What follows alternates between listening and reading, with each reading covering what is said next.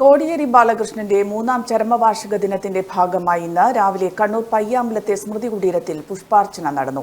CPM നേതാക്കളും പ്രവർത്തകരും കോടിയേരിയുടെ കുടുംബാംഗങ്ങളും പുഷ്പാർച്ചനയിൽ പങ്കെടുത്തു.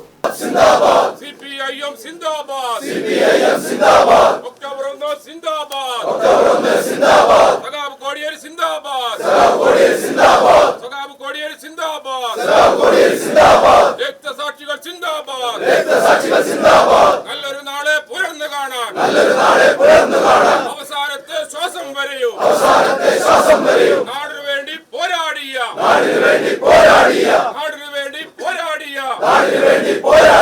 ധീരസഖാവേ കോടിയേരി, ഇല്ല നിങ്ങൾ മരിക്കുന്നില്ല,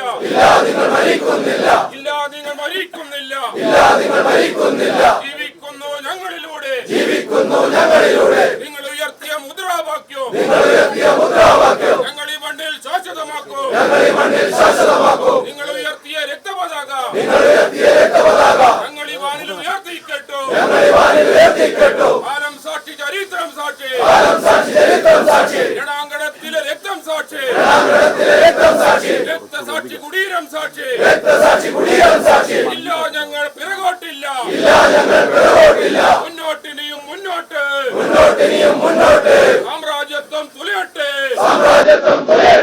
സോഷ്യലിസം പുലരട്ടെ.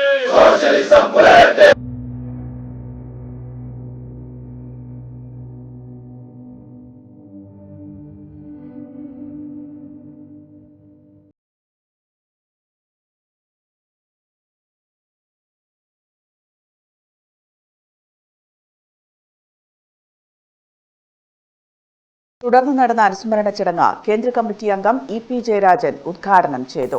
മുൻമന്ത്രി AK ബാലൻ കോടിയേരിയെ അനുസ്മരിച്ച് സംസാരിച്ചു.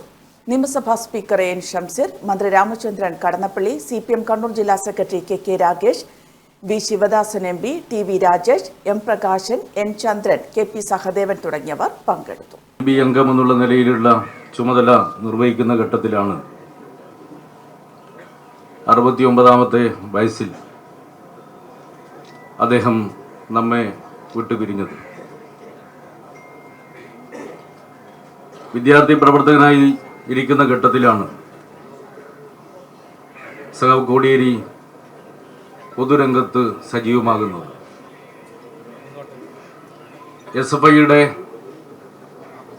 SFI രൂപീകരിക്കപ്പെടുന്നതിന് മുമ്പ്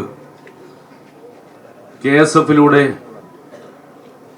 സംഘടനാ രംഗത്ത് വിദ്യാർത്ഥി സംഘടനാ പ്രവർത്തനങ്ങളിൽ സജീവമാവുകയും പിന്നീട് SFI രൂപീകരിച്ചതിന് ശേഷം SFIയുടെ സംസ്ഥാന സെക്രട്ടറിയായി ദീർഘകാലം അദ്ദേഹം പ്രവർത്തിക്കുകയുണ്ടായി. ആ ഘട്ടത്തിലാണ് നമ്മുടെ ജനാധിപത്യത്തിൻ്റെ മേലെ അടിയന്തരാവസ്ഥയുടെ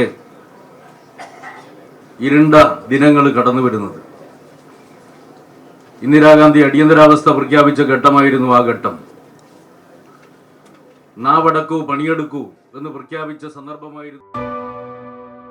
AKG memorial cooperative hospital, Kannur.